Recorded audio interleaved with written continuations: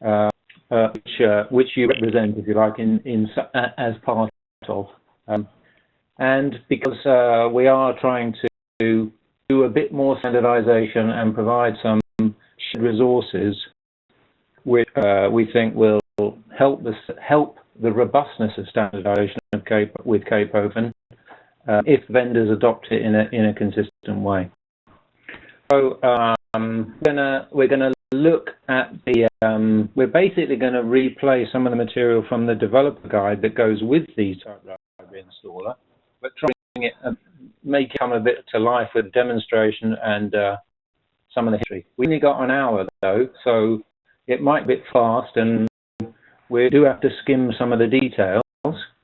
But please stop and ask questions if something's not clear, or if you need some extra explanation. So this is the agenda we put together. Yeah, I talked about 18 months, 2 years of work. So just to quickly cover why we're doing that, what the issues that cause the work to need to be done, and how that distills into some statement of our requirements, how it then becomes a statement of uses or scenarios for the kind of user we think should be using the components that the installer now creates. Then a look at the design installer, and then hopefully the majority of what we do today will be demonstrations which show how to use those components in your own installation packages, because that's where we're trying to get to, right? Consistent delivery of these shared components by open software developers. There's some links for reference at the end, and hopefully we have some time for. Well, before you go on, how do you want to handle questions? Do you want to take them at the end? Or do you... I don't mind. You please just interrupt, or if it's in the moment, then I would say I'll ask it, and I'll try and take it at the time. Okay. So a bit of history then, right? So we first had a type library installer in 2007. It was in existence for quite a long time, and really hard to judge how used it was, and I don't think it was really designed to satisfy the requirements that we have come up with in this recent work. On the way to this decision about what we needed to do, we restructured the idea so that the version number of the IDL could be incremented by reference to earlier versions rather than including copies of earlier versions. We found errors in that process. And then on top of that, the methods and tools SIG was a question about .Net interoperability. So here the issue was a vision of what's called the primary interoperability assembly, which allows interoperation of .Net components around a set of interfaces. So obviously in Cape Open we wanted to be able to support PMCs with PNEs and others. And what we observed was that developers, Cape Open developers, were creating their own PIA. And there's lots of technical detail here, but what an issue with that was that those PIAs and those components built against particular PIAs weren't necessarily interoperable. The recommendation for how a PIA should be delivered is that there's only one of it. It only has one source, if you like, and is in some way tied to your type library. So as a result of that issue being raised by M&T, we are working on generating the PIA from the library, from the IDL. And we went along the road, and eventually we come up with some questions. How do you ensure that single PIA amongst all vendors who want to deliver .NET versions of, so that's Cape Open compliant. So how do we deal with TLBs? Because the library requires a lot of registration, for example, it is in itself is a shared component. And although we'd not seen any particular problems with that sharing going wrong, potential for it to go wrong was certainly there. And we also now needed to keep it consistent with PIA. And also, again, not a problem we've actually seen in practice, but still a potential problem.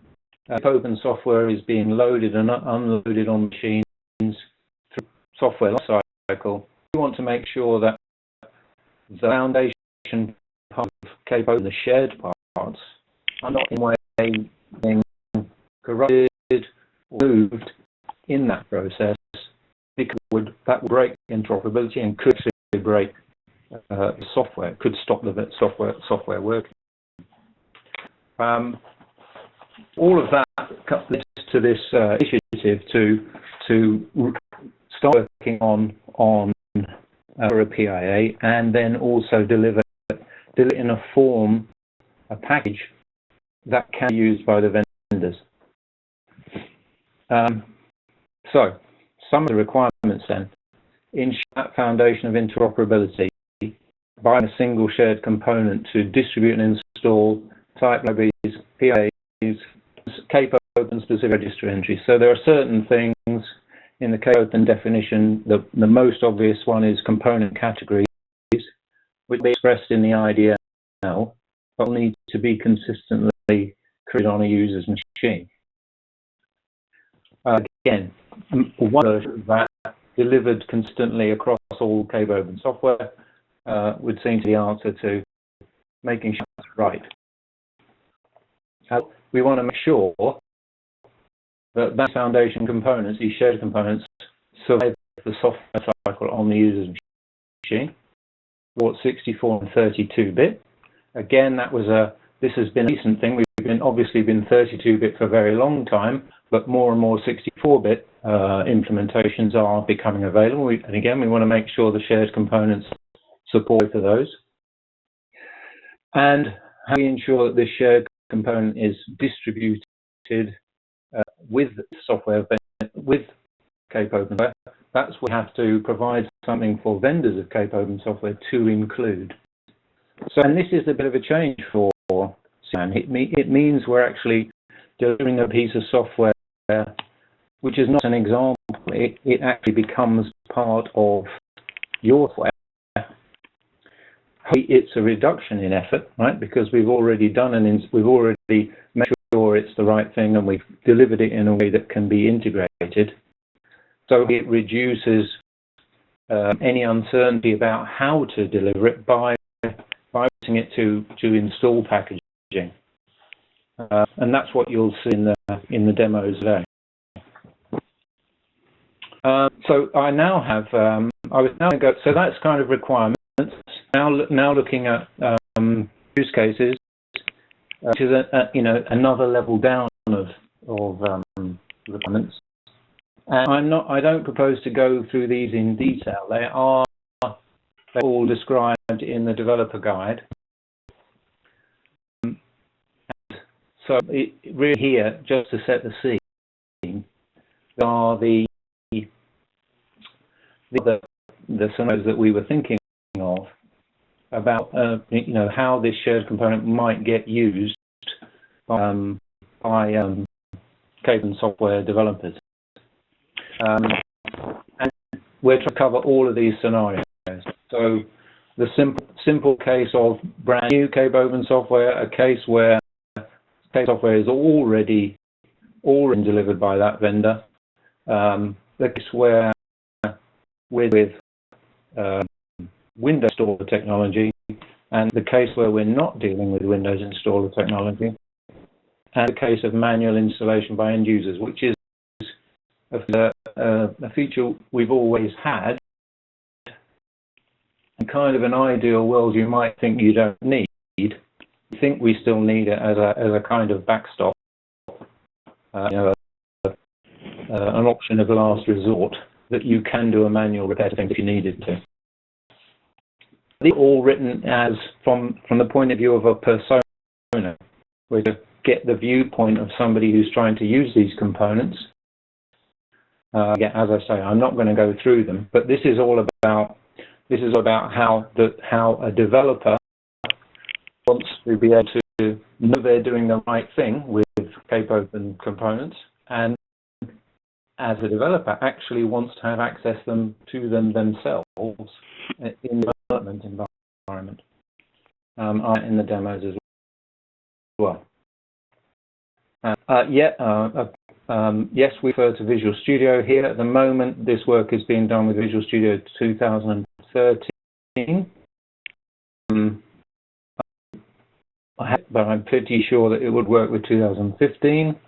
Other development environments, if they can take advantage of the referencing features that Visual Studio has for interoperability assemblies, I'm sure that they would pick up our interoperability assemblies are installed on a machine. I'll show that in a demo. So quickly, so this is the Windows installer scenario, right? I'm a vendor. The scenario is I'm a vendor. I deliver Cape Open compliant software. I'm dependent on the type libraries and PIAs. So to put them in my installation of my software, so I know that when it arrives on a machine, everything needs to work is actually there. I'm relying on somebody else having the right Cape Open installation for my Cape Open interoperability to work properly. Specifically, I'm using Windows Installer, so I want the installation, the component that I want to use to work with that technology. And similarly, element, but I use Windows Installer, I use something else. An example we'll see in the demo today is the Nullsoft scripted installer system, NSIS. We have an example for how to do the integration with that. It's more complicated, but it still achieves the right outcome.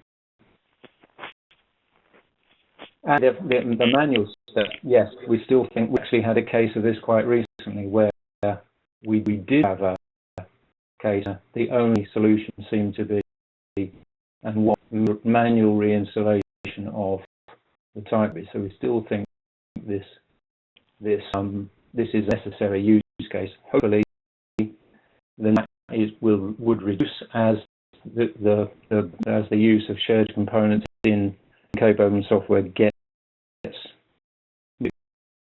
used. So, a summary then of what the installer is currently working. Yes, it uses Windows Installer. Also, Windows Installer is one of the technologies, the merge module technology is one of the technologies that the packaging is now using. So manual installer is a Windows installer system. Why do it that way? Well, one of the reasons is that we are in here and we want to make sure that it behaves correctly life cycle on a user's machine. So rely on Windows installer reference counting. What that's doing is, component we define, component being something that we want to install. For any component we include in this package, we actually have a reference counting mechanism so that one person uninstalling these components wouldn't break some install of them because the reference counting would preserve the installation. Use a so-called merge module for use with Windows installer packaging. So a merge module becomes part of your MSI installation package.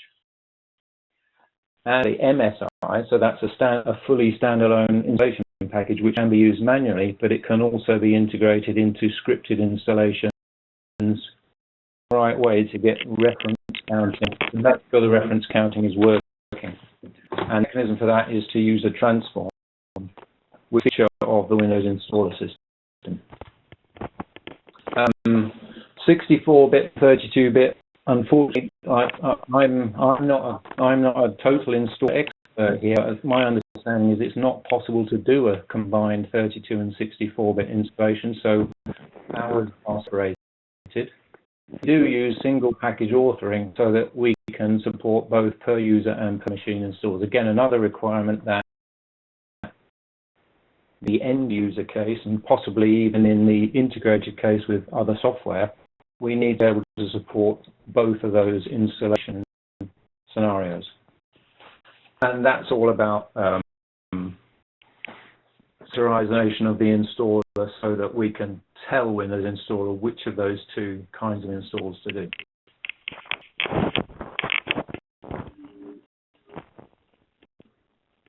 I'm going to try and draw scenarios graphically and explain what this means in practice. The Cape Open part is the blue part at the bottom, Cape Open type libraries, and I'm using the 32-bit rather than 64-bit, but the same picture could be drawn for 64-bit. So the Windows installer scenario is that we provide this merge module. The merge module does everything that you need to install Cape Open type libraries, PIAs, registry entries, everything. That can be plugged into your SI for your software. The demo of how to do that. And write reference counting behavior for the components in the merge module. The way we create the standard installer part of this distribution. So there is an MSI for 32-bit and 64-bit, which really puts the user interface on top of the merge. That's how we make standalone installer. And installer, this is where you see more of the complexity. We turned a standalone installer, the blue in the middle, we transformed to it. That whole thing iterated with an NSI script, give the right reference counting behavior for install and uninstall in the scripted mechanism, which otherwise would not be using Windows install. Right, in my mind, you're kind of in one camp or the other. You're in the Windows installer camp, in which case you're using the MSM. In the scripted installer camp, in which case you can use the MSI, but you have to use transform mechanism because that's what gives the instance of the MSI a unique identity for reference counting. And in the development guide, I sum that up with this simple flow chart, just to guide which options to pick given a particular scenario. So I was going to switch to demos now. Maybe you need to ask so far. Why switch over?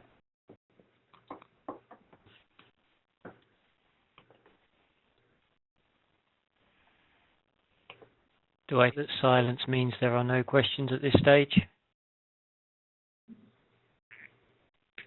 Yes, so I'll just carry on then. So now we're looking at, I already have the standard MSI installed on my machine.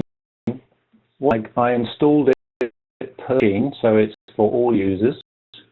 What I do in my program, I installed the 32-bit version. In my program files, common files, I have open folder.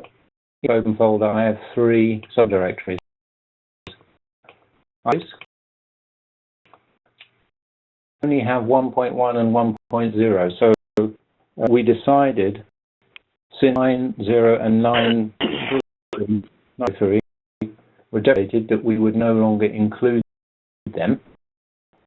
So we have current type libraries installed. We have the corresponding primary Interop assemblies. Their is location, because they are found by Visual Studio, need to be used as a reference for a project.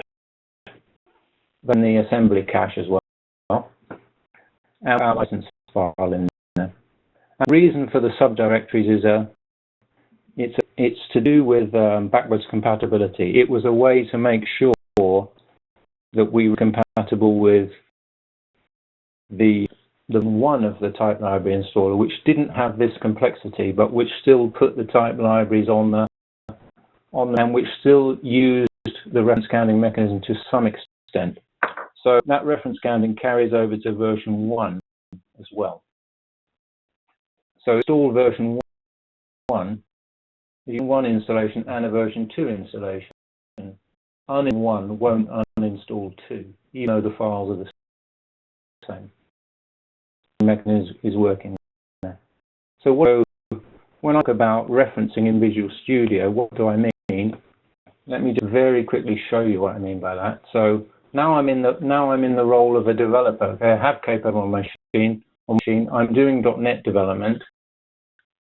I want to open interoperability. I very quickly create. Say I'm delivering a PMC and create line project. Now I want to add a reference to this because I want to use Cape Open. Add a reference. It's an assembly extension, and here I've got Cape Open 1.1. So let's say I'm going to use Cape Open 1.1 in my project. So we're not installation here, we're simply dealing with the creation of software and the use of the PIA. I can now reference that. Not typing.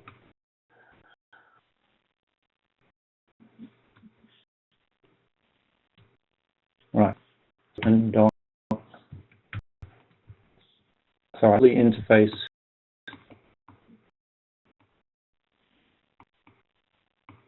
types the title here, so I can create. Say, what am I looking for? Unit. So I have access to all those definitions, and I have the auto completion, and I'm basically building my computer build against that PIA, which get delivered by the component and be available on the machine for user along my software. So Assemblies directory is in the installation there.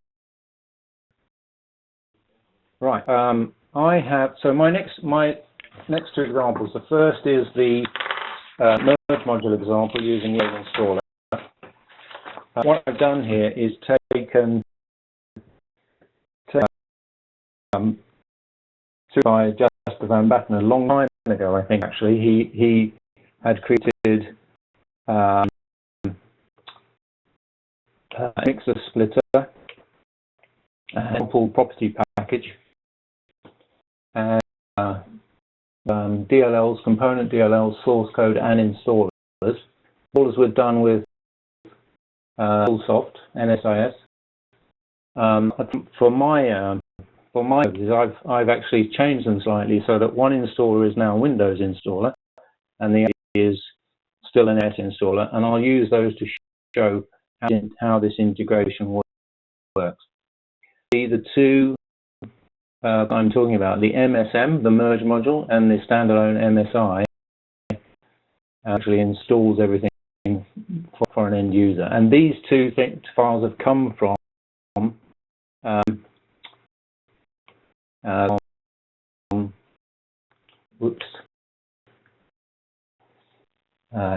this is downloads page on CO-LaN repository hosting site, and this is the published version of Type Libraries installer. So this is all accessible.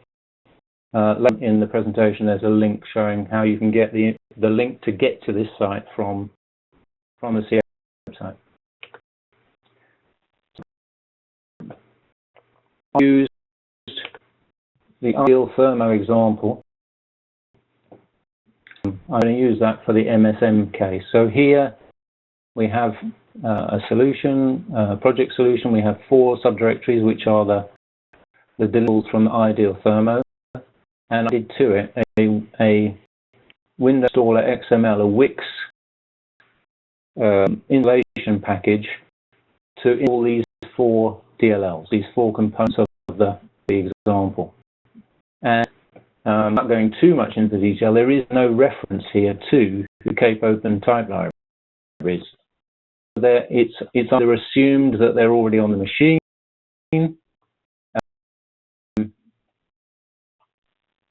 or they just don't get delivered with it. So what I'm doing a demo now is I'm going to add, I'm going to create the merge reference piece to add the module in this installation package. It's already one part of that here, into definition. So this is something I'm going to be installing. I'm going the components of my product, which are these associated with these 4 products, these 4 projects, going to include the merge module. So just save on the typing. I've already got that typed out here, so I'm just going to cut and paste it and merge and in here. And what this is saying now in Wix terms is my 4 projects are going to install into this directory under program files. I'm also going to install into common files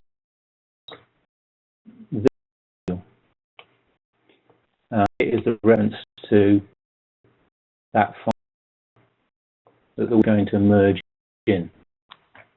So add references. I deliberately picked a very simple example. The principle here is that it's simple. You treat the merge mode black box and you just need to integrate it into your own installer.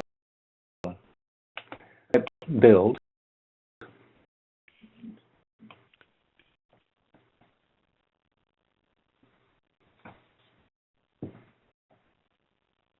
Already built.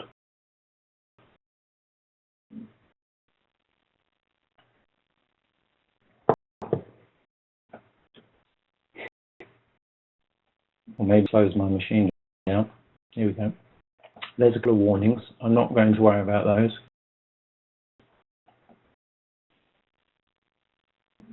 Build now. I'll do my exit directory again. Deal Thermo. We're looking at source. Installer. Please. So here installer, just created 1602. So this, I'm now going to run this. It's going to install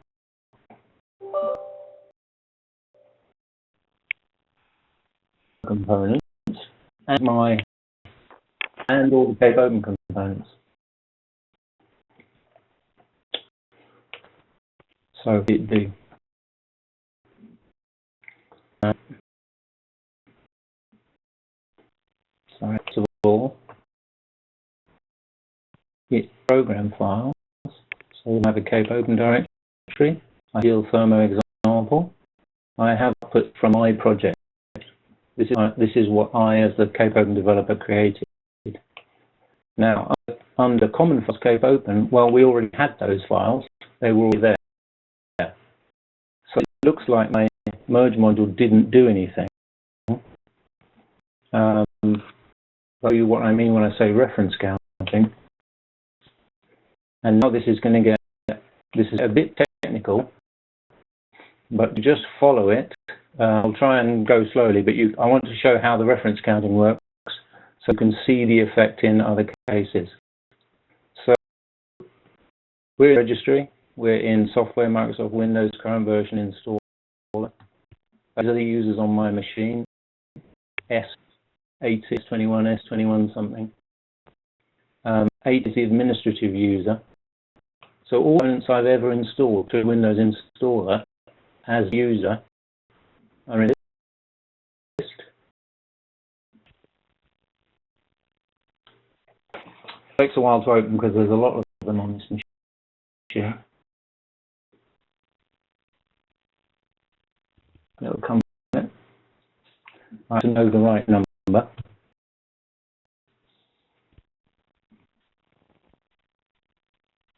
ED404.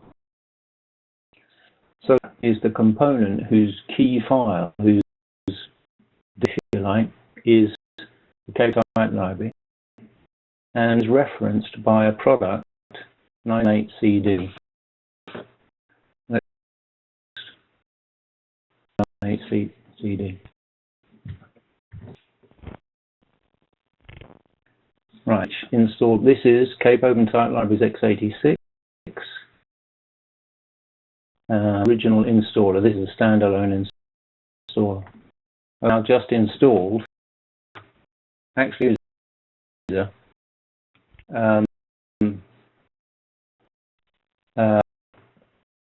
module.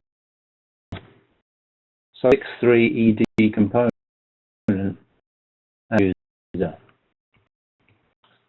So registry.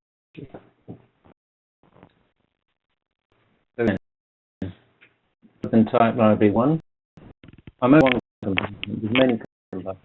Now referenced by another product, C7DE. Let's find that, which should be, which is SOMO install. So there, now referenced by two products. And not only installed once, when installer knows it's actually used twice. What do I mean then? So, in a scenario we're trying to avoid, if the email comes along, let's panel up today. All right, Open Type Libraries. What if I uninstall this now? Yep. No thermo, but I got rid of the type libraries. Oops. Cape Open. So my system, everything's still there from the library installer. So that effect of the reference counting in action. I installed this merge module twice. Once using ideal thermo, I installed one of them, but I have the other.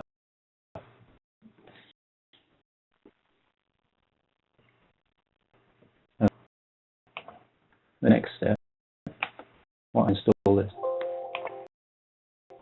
So removing ideal thermo.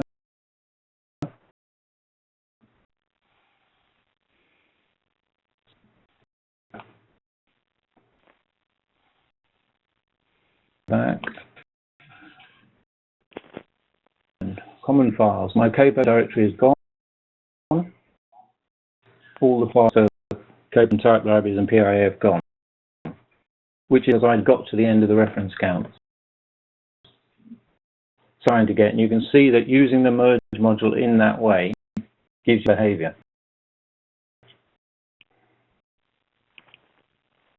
So now the same thing with the script installer. First thing I want to do though is put back on the machine. Run the standalone installer now. Yeah. All users. No, okay, good.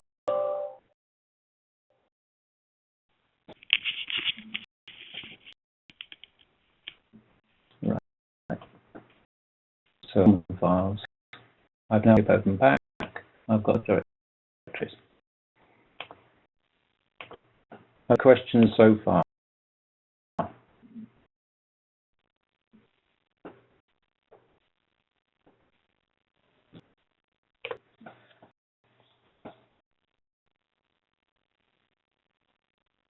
Whether this is not asking questions because this is absolutely clear, or they're not asking questions because they're still trying to work out what's going on.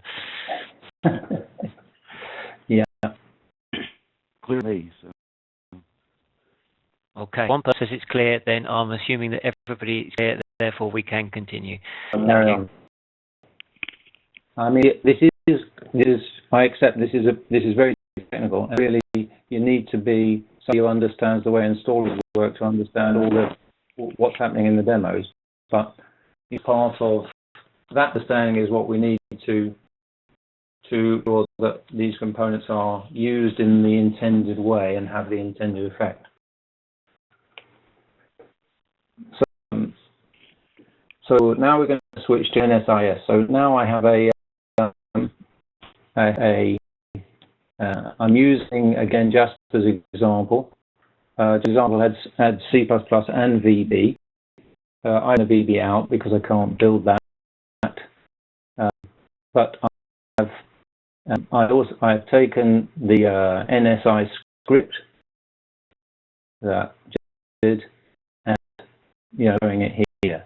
What we need to do, what we do in the demo, is add the SI to this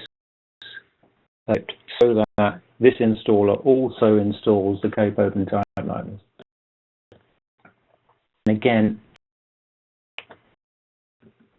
so this looked like before. I'm not going to do all the typing because it's a bit complicated.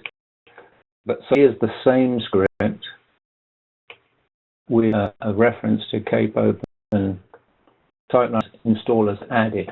So what it does is this line is added. So we have to carry the MSI. I think. Well, actually, this may be done automatically, but I wasn't sure, so I explicitly included the MSI in the package so that it gets delivered as part of the installer, and we invoke Windows Executive, if you like, to run that installer on the machine. We set all users to nothing. It gives us a per, I think, installation.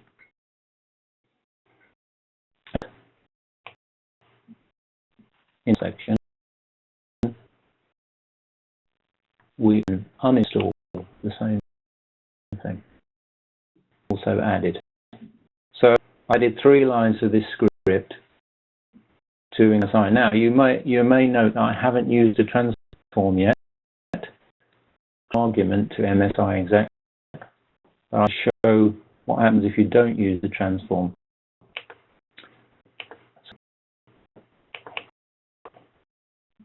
Example first. This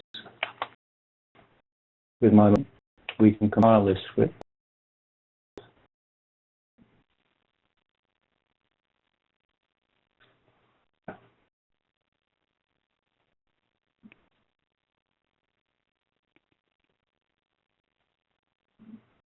I haven't changed this to cut it down. It's actually compressing all the source code and putting it into the installer. That's the implementation that goes with it.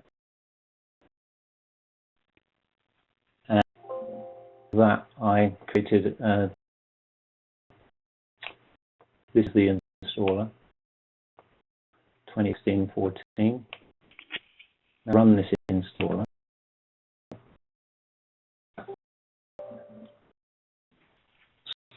Here there is, I've created a piece of Cape Open software. I'm installing it. I created the MSI, but I didn't use a transform. So it's like an end user repeating the standalone install.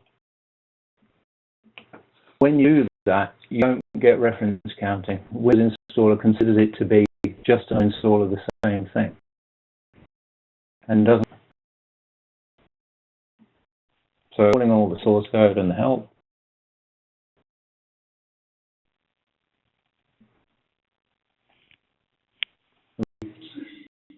Now calling the MSI is finished.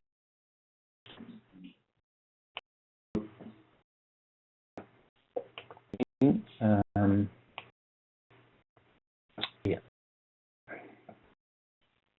files, cable.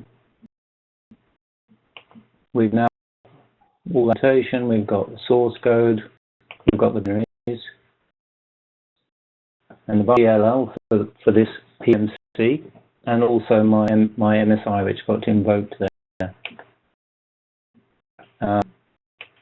I've got Cape Open is on my machine. Difference between these two installers. And now, if we do what I did before, let's refresh the control panel. Mixer splitter example, newly installed. There's the libraries. That's uninstalled.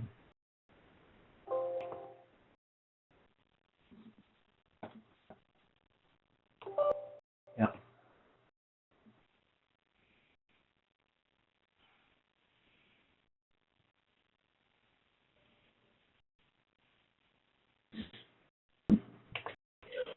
Back here.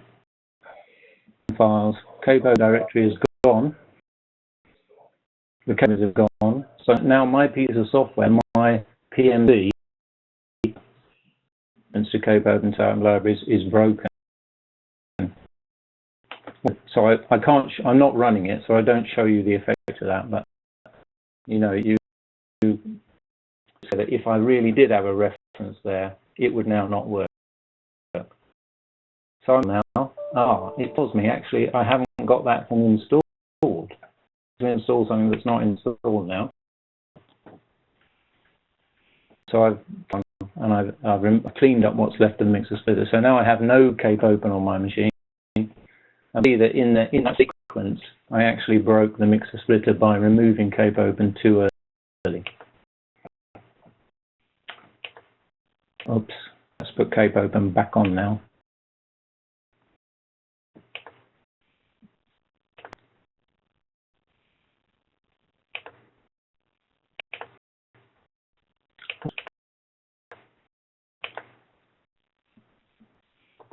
Okay.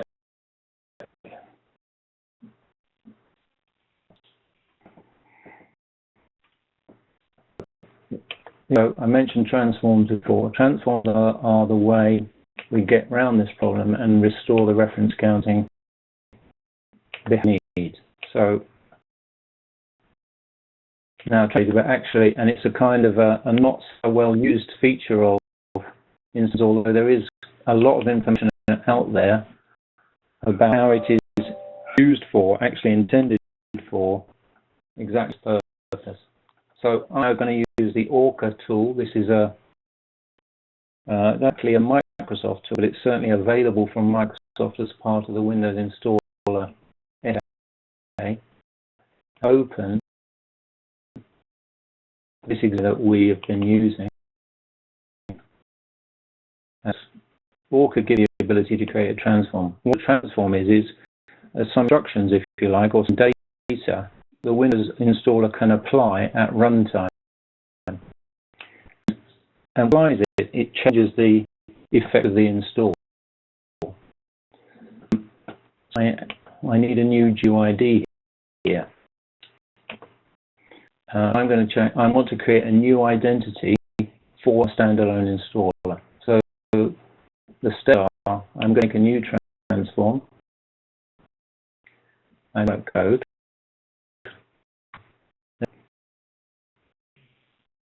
I'm going to change the product name just so this shows up in the control panel.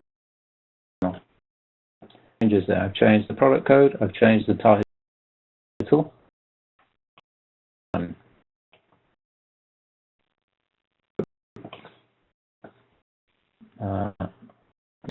be okay.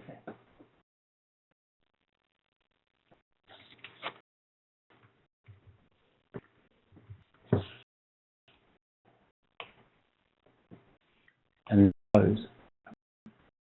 When I close, this eye has not been changed at all, and it's gone back to exactly how it was. When I opened it. So I change how it was. But what is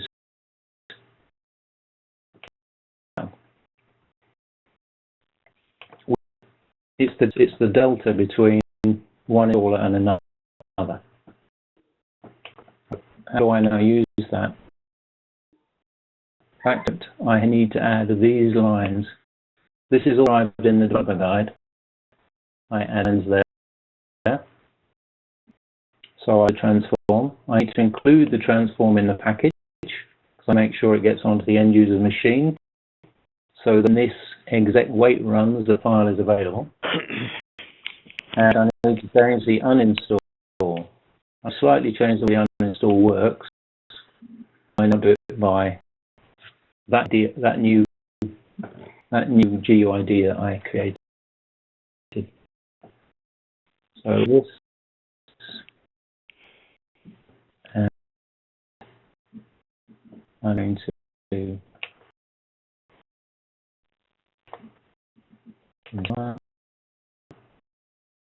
install it here. That modified script. So hang on, let me just check. I'm back on the machine, yes. So installer.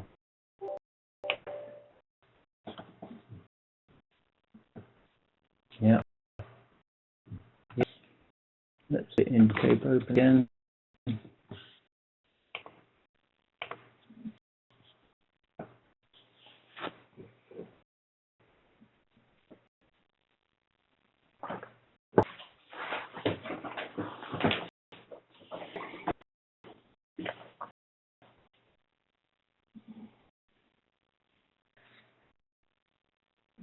In the 8th version of the type libraries. A quick check back in the registry. Just took that before.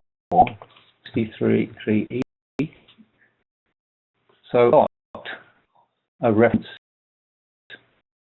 to case. It's C3D0. So it's C3D0. Which is this? This is GH Enterprises installer. So this was installed by not script, but my transform, and I've got the reference counting behavior.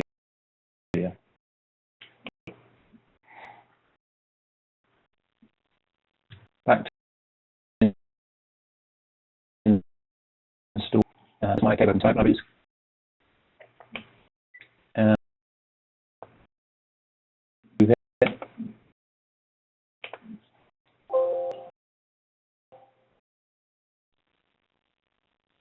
Yeah.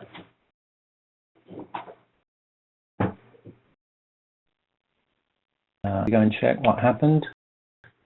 I've got cape open on the machine. I've shared component on the machine. Now, check here.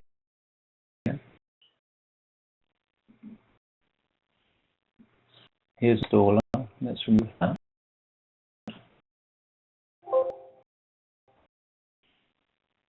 So this is now the script installer with my transform of Open MSI.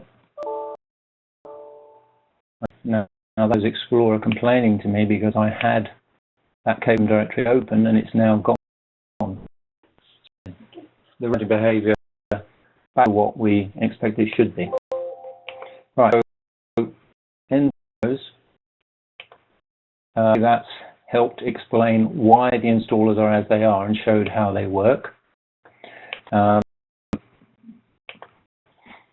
there is a developer guide and the download for the kits are available from the CO-LaN website. If you go to this software developer page and to this TLB PIA installers page, that's where all the information is. That takes you to that link repository hosting that I used earlier. Yeah. And set aside, there's some more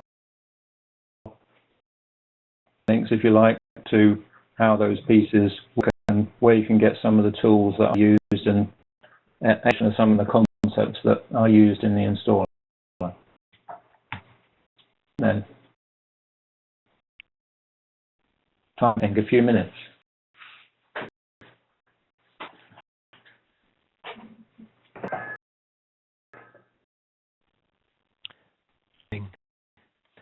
So the floor open for questions from anybody on the call. We've got about 8, I think.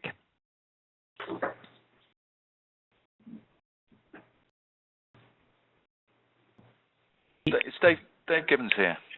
Hi. At HTRI, we never, as far as I know, installed.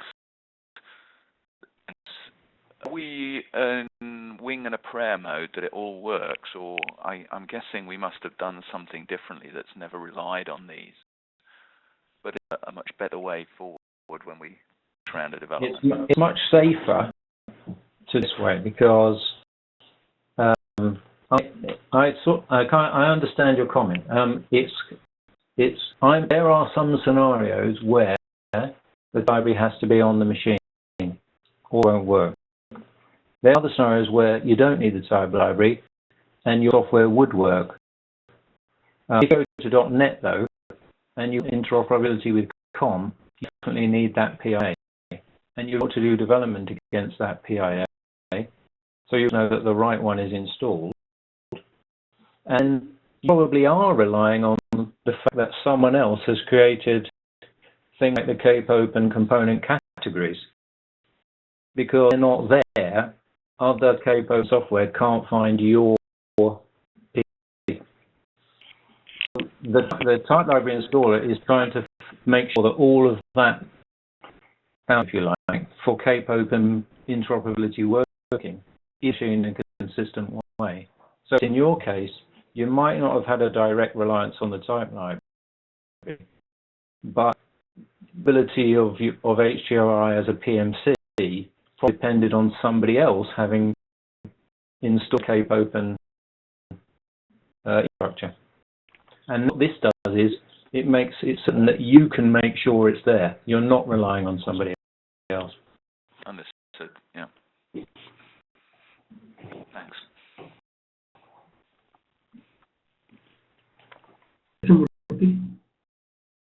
Yeah. We are in Pro 2, we are using MSI.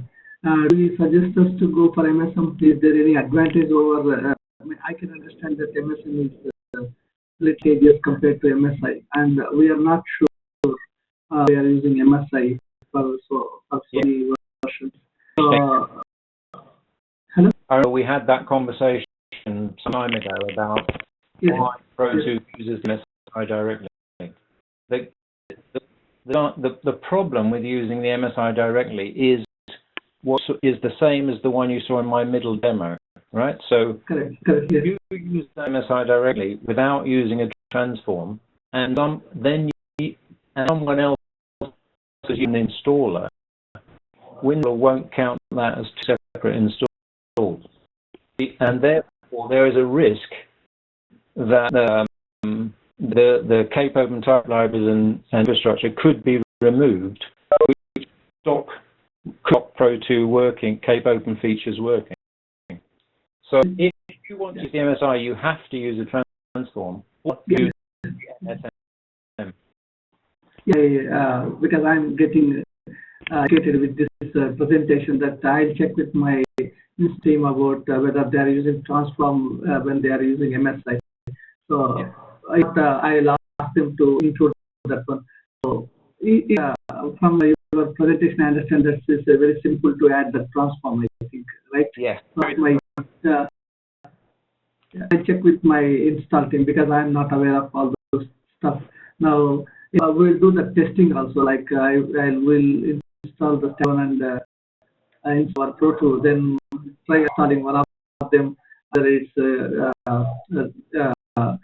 install the other one or not. If that is the case, we'll add the form option in MSI. Yeah. Sorry, I would recommend passing the developer guide to your installer teams. Yeah. We'll also explore the possibility of going to MSM because I'm not sure, I am not involving in that install. So I'll suggest them to go for MSM at least from. So we'll not take that additional responsibility of doing transform and everything. We'll put everything on the installer if you go for merge module. Yeah, I'll check with my installer. Thanks for clarification.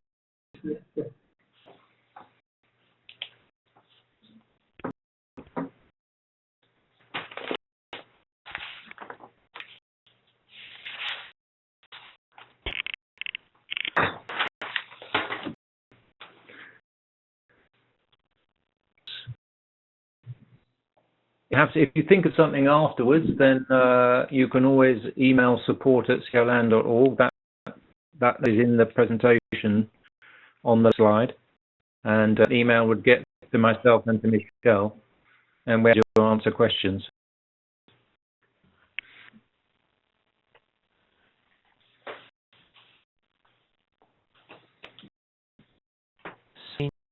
I think there are no further questions. I've got more, Malcolm. It's Oh, again. fair enough. Go ahead. The presentation itself, is that on the CO-LaN website, or will it be? Michelle, Yeah. I don't think you have the latest, Michelle, but I'll forward it on to you, and you could upload it. Yeah. Well, Michelle is recording this, so I presume it will be the recording will be put on the website as well.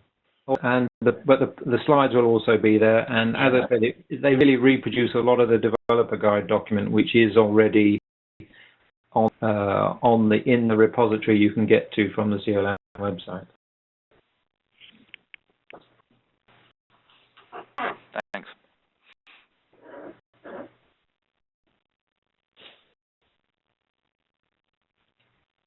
Just anybody else to come in, but I think that means. Yep. Okay. Okay, fine. I think I've already worked with Michael on this. Yeah. They're already. So. Yes. Very good comment. Okay. Thank you, Michael. Thank you much, everyone. As you said earlier, this presentation was aimed at the developers. I didn't understand a word of it. And then I'm not a developer. And it obviously means that most people on this call, everybody else on this call, understood what was being said, since there are very few questions. Thank you, Michael. Good job. And everything will be published on the website. And if you've got any further questions, send an email across, and Michael and Michelle will endeavour to answer them. Michael, bye. Thank you. Thanks. Bye.